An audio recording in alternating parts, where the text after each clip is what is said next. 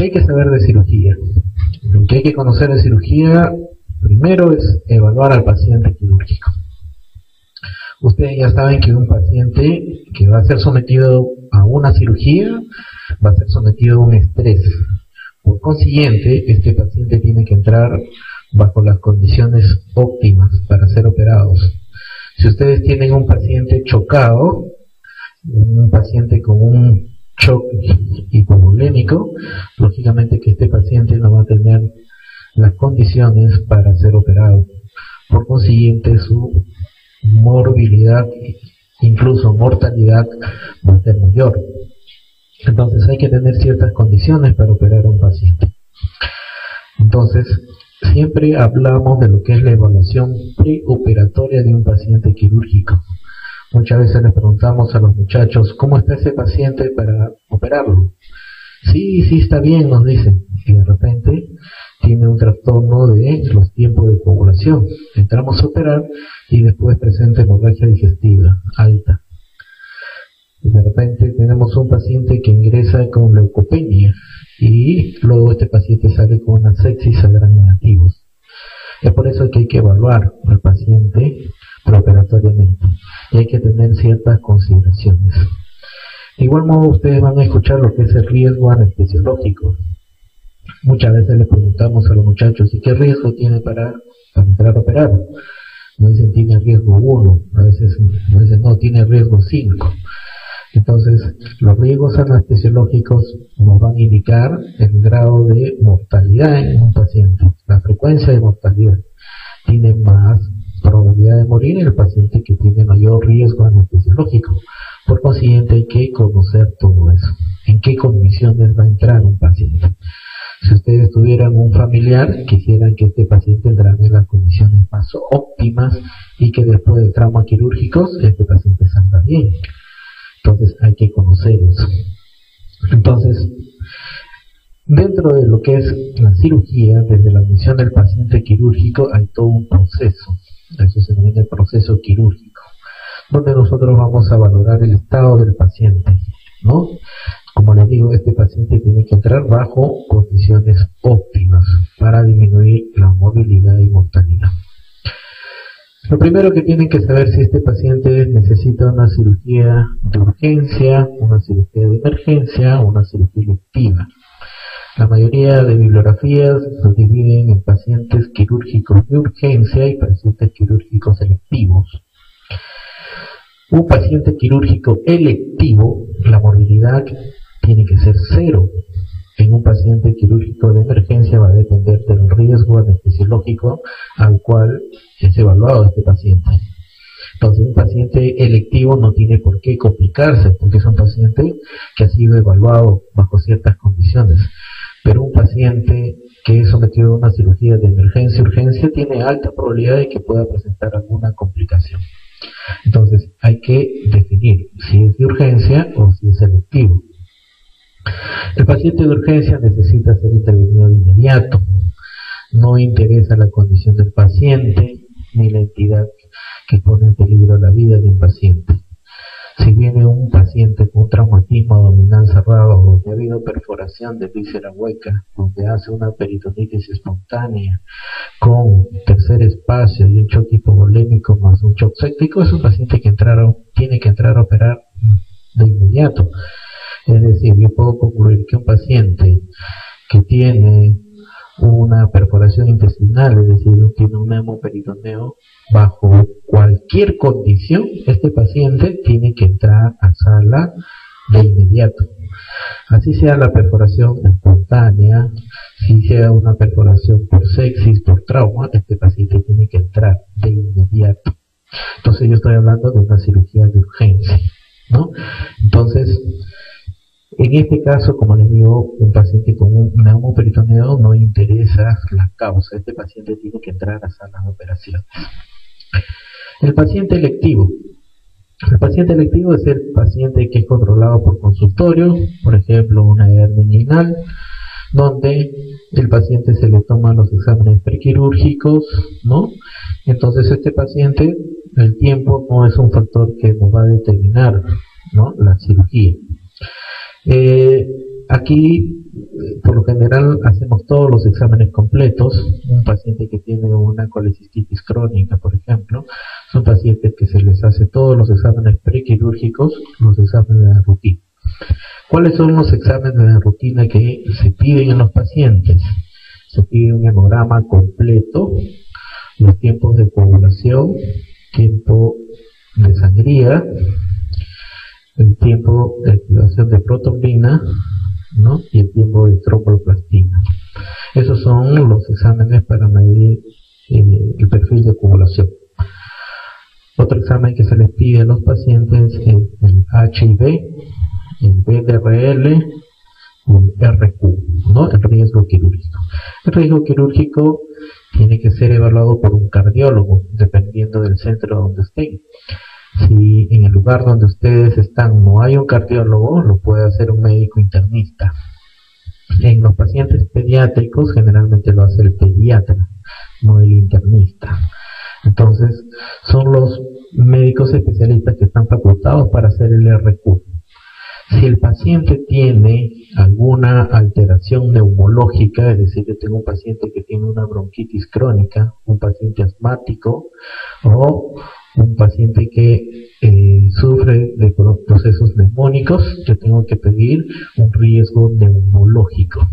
Este riesgo neumológico va a ser, lo va a realizar el médico internista, si en caso no haya neumólogo, o lo puede realizar el pediatra, si en caso no haya neumólogo pediatra. Otro de los exámenes que se pide es el riesgo anestesiológico. El riesgo anestesiológico lo va a realizar el anestesiólogo.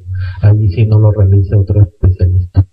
El anestesiólogo toma como consideración que este paciente tenga su hemograma completo, tenga sus tiempos de coagulación sangría, tenga su VDRL, su HIV, que tenga su riesgo quirúrgico, si es neumópata, que tenga su riesgo neumológico, y con todo eso considerando, recién lo evalúa el anestesiólogo. Y el anestesiólogo determina si el paciente va a ser operado o no. Entonces, para ello el paciente es evaluado, ¿no? Y se le cataloga como un riesgo anestesiológico, que lo vamos a ver. Entonces, otra de las cosas que yo debo de tener presente, que un paciente en sí tiene ciertos considerandos, tiene ciertos factores. Si yo tengo un paciente que es quirúrgico, que tiene un problema, vamos a imaginarnos, tiene un pólipo vesicular y este paciente tiene que operarse y a su vez es hipertenso y es diabético, yo voy a tener factores de riesgos preoperatorios o prequirúrgicos que me van a condicionar más morbilidad. Entonces, si yo veo que este paciente en los últimos días está haciendo una crisis hiperglicémica, entonces yo lo tengo que estabilizar a este paciente. Si el paciente es hipertenso y no se controla la hipertensión, igual lo tengo que controlar. Entonces, ¿cuál es la idea? ¿Cuál es el objetivo de una evaluación prequirúrgica? Que el paciente ingrese en las condiciones óptimas para que este paciente no tenga morbilidad ni mortalidad. Entonces, cada paciente se valora de por sí en sí mismo y de acuerdo a cada patología, ¿no? Y tenemos que ver si este paciente amerita una cirugía de emergencia o urgencia y una cirugía electiva. Cuando ustedes evalúan a un paciente, ¿qué es lo primero que hacen? Es la anamnesis, luego el examen físico y luego piden los exámenes de laboratorio. Entonces, se han hecho estudios donde se ha determinado la sensibilidad diagnóstica. Entonces, se ha determinado que la anamnesis de por sí tiene una sensibilidad diagnóstica del 60%, el examen físico el 17% y los exámenes de rutina el 5%. Como ustedes pueden ver, la piedra angular de la sensibilidad diagnóstica es la anamnesis. Una buena anamnesis le va a conducir a un buen diagnóstico y a un buen manejo del paciente. Entonces, siempre recuerden eso, una buena anamnesis.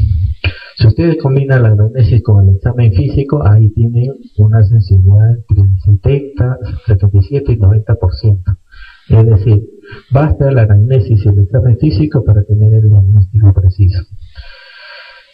Estas sensibilidades van a aumentar, ¿no? Si yo tengo una buena anamnesis o un buen examen físico, este diagnóstico es 3 veces mejor en relación a la anamnesis sola.